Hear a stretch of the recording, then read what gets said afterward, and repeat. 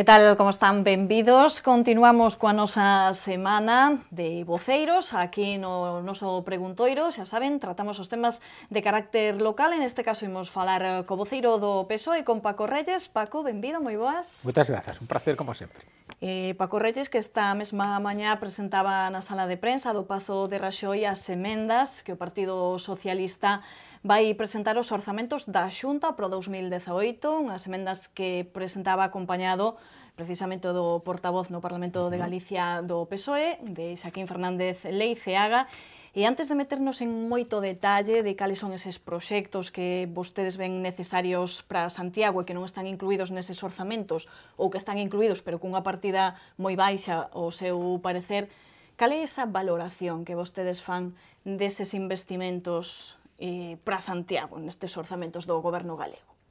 Pois son claramente para nós os investimentos do esquecemento da Xunta de Galicia para Santiago de Compostela e dunha paralización, é dicir, o Partido Popular que tanto está a falar dunha recuperación económica, bueno, pois hai que decir que, dende logo, esa recuperación económica non existe nas achegas do Partido Popular nos orzamentos da Xunta de Galicia para toda unha serie de cuestións e de investimentos necesarios para a nosa cidade. Hai que dicir, ademais, que aquelas partidas que se incrementan, que incrementa o Partido Popular, pois son partidas que tiñan que estar xa de obras executadas pois en legislaturas anteriores. Esa é a realidade, non? Polo tanto, o certo é que, insisto, son os orzamentos do esquecemento. Gustaríame decir que, efectivamente, fixemos a presentación conxuntamente o voceiro do grupo parlamentario do PSD-PSOE no Parlamento de Galicia, Xaquín Fernández Leiceaga, que, ademais, a min gustame lembrar que o deputado, o parlamentario do Parlamento de Galicia, de Santiago de Compostela. Porque é certo que pode haber algún outro parlamentario de outras formacións políticas que tamén se sea de Santiago, pero que non exercen nin están comprometidos como está Xaquín, pois no que precisamente a representación e a defensa dos intereses de Santiago. Por iso gustame decir que, sen siglas, Xaquín é o deputado de Santiago. Para vostede é o único que mira pola cidade. Sí, así o teño que decir. Dos que son deputados. Pois imos xa con eses proxectos. Vostedes piden un aumento de 21 millóns en total nesas partidas destinadas a Santiago.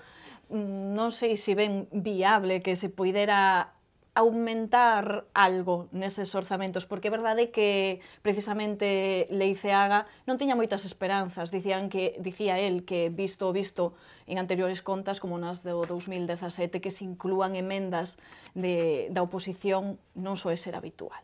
Home, xa que na verdade é que, claro, tiraba de historia, e o certo que o Partido Popular, particularmente que a Xunta de Núñez Feijóo, pois non ten sido precisamente xeneroso para a nosa cidade. Non hai que lembrar que leva moitos anos vivindo en Santiago de Compostela e aínda non está empadronado na nosa cidade. Polo tanto, non hai unha clara vocación de interese pola nosa cidade. Efectivamente, históricamente, ten razón Xaquín, en que non houbo incorporación das nosas achegas. Cal é a nosa expectativa? Bueno, nos fixemos unha proposta, a verdade, que é moi realista, porque o que teño que decir é que de 13 emendas que nos presentamos, 10 delas pertencen a cuestións que no seu momento estiveron incorporadas nos orzamentos da Xunta, pero que desapareceron. Ou ben que aparece o epígrafe, pero con 0 euros de asignación, ou ben que directamente desapareceu o epígrafe. Pois estamos falando, por exemplo, de cuestións como rehabilitación de vivendas en Santiago de Compostela. Non hai nada asignado concretamente a Santiago. Ou, por exemplo, do que promoción de vivenda pública, ademais de aluguer. Non hai nada. Ou, por exemplo, do que é a construción da nova Escola Oficial de Idiomas, que é unha necesidade para a nosa cidade, pois non hai nada, son 0 euros. Ou da ampliación do Conservatorio Superior de Música de Santiago, 0 euros. Ou do que podería ser, por exemplo, pois tamén o que é a ampliación da carretera Caranoia, 0 euros. É dicir, atopámonos así, ata 13, por exemplo, os famosos aparcadoiros en superficie, aparcadoiros disuasorios, aquí en Santiago de Compostela, que cando o voceiro do Partido Popular agora no Concello de Santiago, era conselleiro de Infraestructuras na Xunta de Galicia, pois prometeu ata 9, dos que se fixeron 3, pero os fixo o Concello de Santiago, sendo el conselleiro se fixo un cuarto, e polo tanto a min quédame claramente que faltan aínda 5. Polo tanto, non hai nin un euro. Ou, por exemplo, o plan director do Complexo Hospitalario Universitario de Santiago, que desapareceu no 2010 e que non aparece ninguna partida ao respecto. Aparece unha partida con respecto a gasto de equipamento no Complexo Hospitalario Universitario de Santiago, no CHUS, de €500.000, cando o ano pasado foi 1 millón. E despois aparecen determinadas partidas que evidentemente son partidas simplemente para cubrir o expediente, pero que xa se ve que non hai ninguna intención real de executalas. Estou pensando, por exemplo, na EDAR. Na EDAR o ano pasado estaba €1,5 millón, non se cubriu, é dicir, non se executou nin un só euro. Este ano aparece a mitad de €575.000. Ou, por exemplo, a Facultade de Medicina, que aparecen €5 millóns, o ano pasado tamén aparecían €5 millóns, non se executaron. Pero que cando un ve para estas dúas infraestructuras, tanto EDAR como a Facultade de Medicina, o que está en principio previsto para 2019, 20, 21, non aparece nada. Por lo tanto, non hai previsión de seguir adiante, simplemente son uns orzamentos para a nosa cidade claramente de maquillaxe, ou ben, efectivamente, de iniciar unhas obras que tiña que estar rematadas xa na legislatura pasada. Esa é a realidade. Por lo tanto, nós o que fixemos foi unha proposta verdadeiramente moi realista. Nós, por exemplo, o que pedimos é que para o que é a capitalidade de Santiago se incorpore exactamente o mesmo que deu o último orzamento progresista dun goberno progresista na Xunta de Galiza, presidido polo socialista Emilio Pérez Touriño. Pedimos exactamente esa cantidade. No 2009 xa estábamos en plena crisis, pero un goberno presidido por un socialista apostou por Santiago de Compostela nese sentido. Pedimos iso. Ou pedimos, por exemplo, tamén que se gaste, que se invista exactamente o mesmo no que é o Consorcio da Cidade de Santiago. O Consorcio da Cidade de Santiago, que, entre outras cousas, ten que abordar toda unha serie de investimentos de cara ao 2021, que vai ser o próximo Xacobeo, e nós non vemos para nada un compromiso da Xunta de Galicia nese sentido. Ten outro tipo de partidas, pero certo é que para ir adiante, avanzando, preparando a cidade para ese evento 2021, pois a verdade é que non vemos un compromiso da Xunta de Galicia. E o que quere decir que probablemente pois corremos o risco de defraudar a aquelas persoas que teñen neste momento grandes expectativas con respecto a un Xacobeo que hai anos xa, hai bastantes anos, que non se celebran. Falaba vostede de dúas infraestructuras importantes, unha delas a EDAR, da que xa levamos falado moitísimo tempo, e moito sobre ese asunto. Falaba tamén da Facultade de Medicina, da nova Facultade de Medicina. Quizáis, cando coñecemos os orzamentos da Xunta, foi un pouco titular eses €5,5 millóns que hai para a construción da facultade. Vostedes están convencidos de que no 2018 non se vai facer nada, tanto con respecto á facultade como a EDAR, unha infraestructura pola que vostedes tamén están con respecto, comezaremos pola Facultade de Medicina. Con respecto a iso, pois exactamente a mesma cuantía que se orzamentou o ano pasado para a facultade e que non se fixo absolutamente nada, non se executou nin un céntimo de euro. E o certo é que non aparecen partidas para os anos subseguintes, como se aparecen noutro tipo de infraestructuras. Por lo tanto, claro, o certo é que as nosas dúbidas, as nosas sospeitas, ademais co grau de execución que está tendo dende o punto de vista de infraestructuras nos últimos anos a Xunta de Galicia, pois a verdade é que non nos fai ser para nada optimistas. Con respecto a EDAR, bueno, cando te din que a EDAR, que estamos a falar pois dun investimento que pode rondar os 70 millóns de euros no seu conxunto, pois que o que se orzamenta son 575.000 euros, se está dito todo, e non aparecen, insisto, partidas para o resto dos anos. No tema de EDAR, nós estamos moi preocupados, o Grupo Socialista está moi preocupado, porque sinceramente estamos vendo que está unha parálisis absoluta nese sentido, non se coñece cal é o proxecto. Nos lle temos pedido ás administracións, as diferentes administracións, ao Estado pedimos dende o Congreso e dende o Senado. A resposta foi o silencio. Na Xunta de Galicia o pedimos dende o Parlamento de Galicia. A resposta foi o silencio. O pedimos aquí ao Concello de Santiago. O Concello de Santiago di que eles non o teñen. Por lo tanto, das veces esas declaracións tan optimistas que fai o alcalde en Noriega con respecto á futura ou xa moi cedo a construción, o inicio da construción da EDAR, cando nos lle pedimos, bueno, pero con respecto a que proxecto? A resposta non o temos, non? Por lo tanto, fainos sospeitar que estamos diante dunha situación de parálisis moi clara, porque o que sí coñecemos é un anteproxecto que se aprobou. Por certo, tamén gustaríame lembrar, por estas cousas hai que dicilas, que, por exemplo, un instituto tecnolóxico vencellado á Consellería de Medio Ambiente, o que decía que a mellor ubicación era anterior que estaba prevista, a Silgouta, por exemplo. Pero, aparte dese estudo de impacto ambiental, coñecemos que existe un proxecto pero non temos acceso a él e sabemos que se está facendo unha reforma dese proxecto que non sabemos cal é, por lo tanto, nin sabemos que é o que se está reformando. Por outra banda, o que coñecemos é, obviamente, a inquedanza dos veciños, neste caso, do Concello de Ames, porque a distancia que vai ter da depuradora, neste caso no Souto, pois vai ser de menos de 500 metros, e, polo tanto, é lóxica a súa inquedanza. E tamén é curioso porque o que foi a sentenza do Tribunal Superior de Xustiza de Galiza, que de alguna maneira é o que tumba, non, por así decirlo, a ubicación e o estudo de impacto ambiental da depuradora que tiña que ser na Silvouta, pois que fala, por exemplo, dunha menor cuantía do movimento de terras, non?, con respecto ao que sería real, ou, por exemplo, fala dunha non modificación da tecnoloxía de tratamento das augas, pois exactamente ese tipo de cuestións son as mesmas que acontecen no Souto, non? Polo tanto, nós temos serias dúbidas de que se leve adiante. Como xa perdimos unhas achegas comunitarias, as achegas do Fondo Federato 2014, e polo tanto estamos en risco de perder as novas achegas comunitarias que serían ata o 2021 e que xa non habería ningún tipo posible de prórroga, por iso xa non é posible. Polo tanto, se hai unha nova perda por culpa das administracións, concretamente, teño que dicirle, administracións gobernadas polo Partido Popular, é dicir, a responsabilidade compartida, Xunta de Galicia, Partido Popular no goberno, Estado, Partido Popular no goberno, e Concello de Santiago no seu momento, Partido Popular no goberno, e agora Compostela Aberta. Pois é certo que nós o que entendemos é que se existe esa perda dos fondos comunitarios, quen ten que asumir a desviación e que ten que asumir a diferencia no custe ten que ser as administracións da Xunta de Galicia e do Estado. É dicir, iso non se lle pode pedir aos veciños e veciñas de Santiago que teñan que pagar do seu peto que a inoperancia das diferentes administracións levarán a perda definitiva dos fondos comunitarios.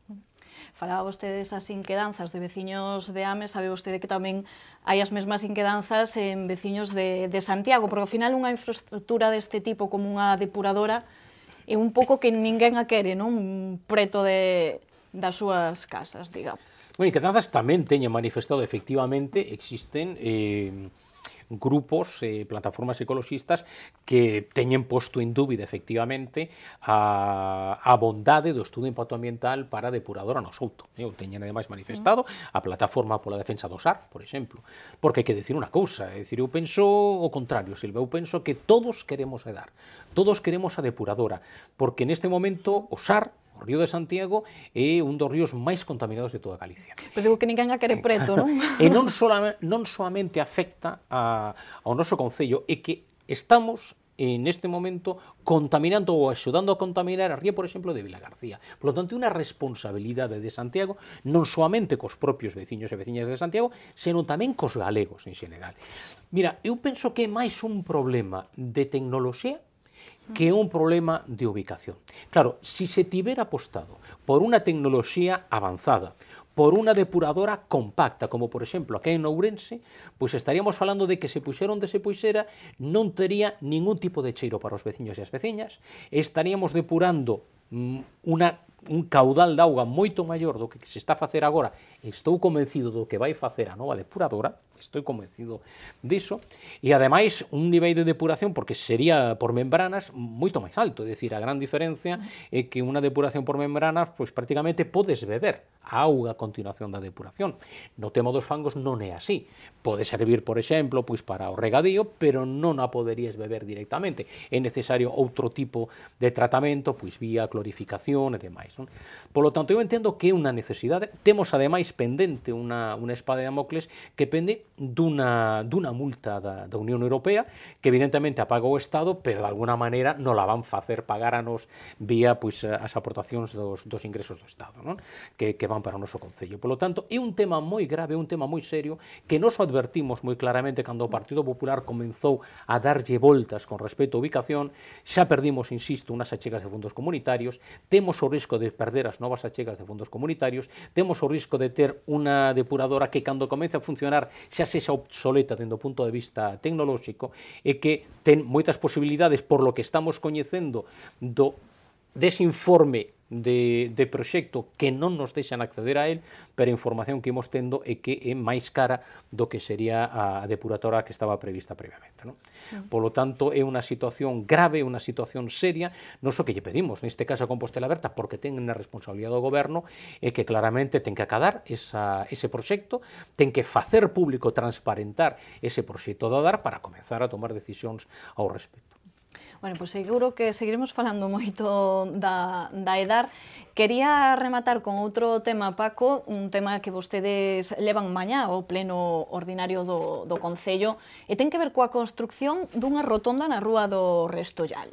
Explíquenos un poquinho cales serían os beneficios para a circulación e para a cidade, en xeral, que se fixera esa rotonda. Mira, o primeiro que hai que decir é que esa Rúa do Restollal, efectivamente, unha rúa, pero que ten pois a historia de que foi unha carretera de entrada a Santiago de Compostela. Por lo tanto, o que ten que ser unha rúa, pero non acaba de ser esa rúa. E, polo tanto, os veciños e as veciñas... É máis unha avenida, non?